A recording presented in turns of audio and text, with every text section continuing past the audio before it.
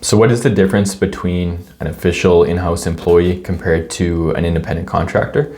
There are a few differences and a few things you need to be aware of if you are a business owner and you're looking to hire one or the other or both. So for starters, an in-house employee is someone who's officially an employee. They're going to be on your payroll. They're registered to the payroll account with the company. You're paying them on a regular basis. You're giving them, a statement in Canada called a T4 statement at the end of the year to show their employment income and things like that. Whereas an independent contractor, they're not an official employee of the business. You're kind of just hiring them on a contract basis, kind of casually when you need them for certain projects. Could even be on a regular basis, but they're not an official employee that's on your payroll, and you're not submitting, the paperwork to them at the end of the year to show employment income. It's on them to take responsibility for that. There are trade-offs to both. I'm not making a case for either one. It totally depends. Sometimes it makes way more sense to have in-house employees, and other times it makes sense to have independent subcontractors that aren't employees. And oftentimes it makes sense to have both. So I actually have another video on that if you want to check it out, but I just want to kind of break down the differences. And so just a few things to be mindful of.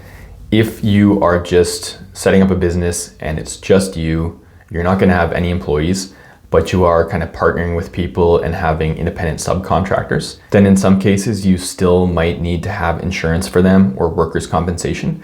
This very much depends on the jurisdiction you're operating in. So I can't speak for, the whole world. I can only speak for certain jurisdictions. And where I live, I need to have workers' compensation, even if I don't have official employees, even if I just have independent subcontractors, particularly if they're physically coming to my workspace. So let's say I had like a marketing consultant that I was working with regularly, and that marketing consultant was coming to my office.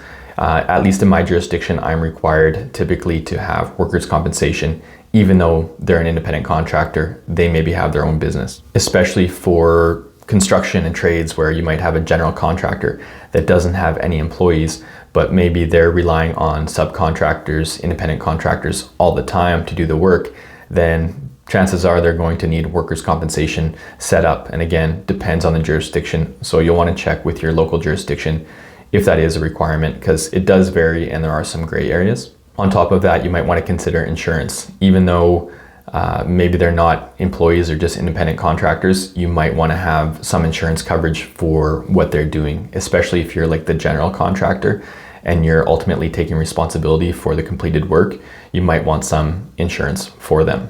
And then with an independent contractor, there is a big difference typically between payment. If you have an in-house employee, you're probably paying them once a month or twice a month or bi-weekly, and submitting pay stubs and collecting income tax or withholding income tax from them and things like that. Whereas with an independent contractor, typically they're going to state how much they want to be paid, how much they're getting compensated, and they have more control over kind of hours and terms and stuff like that. So the relationship is different, and you're not going to be withholding income tax from them or Canada pension plan or employment insurance and things like that. That's their responsibility. They're ultimately providing kind of a one-off service for you or an ongoing service where they're just charging you for that particular service, and all those kind of payroll deductions are not included. So again, there is a significant difference and there are trade-offs, and which one is right really depends on your preference as a business owner, the situation, your needs, your stage of business, your industry, and things like that. But there are options there, and you just need to be mindful of the differences and how to navigate those differences so that you don't run into any issues. So hopefully that was helpful. You can check out my other videos here on YouTube. I've got dozens of them on business startup and business management topics. And if you have a question, just feel free to leave that in the comment section below.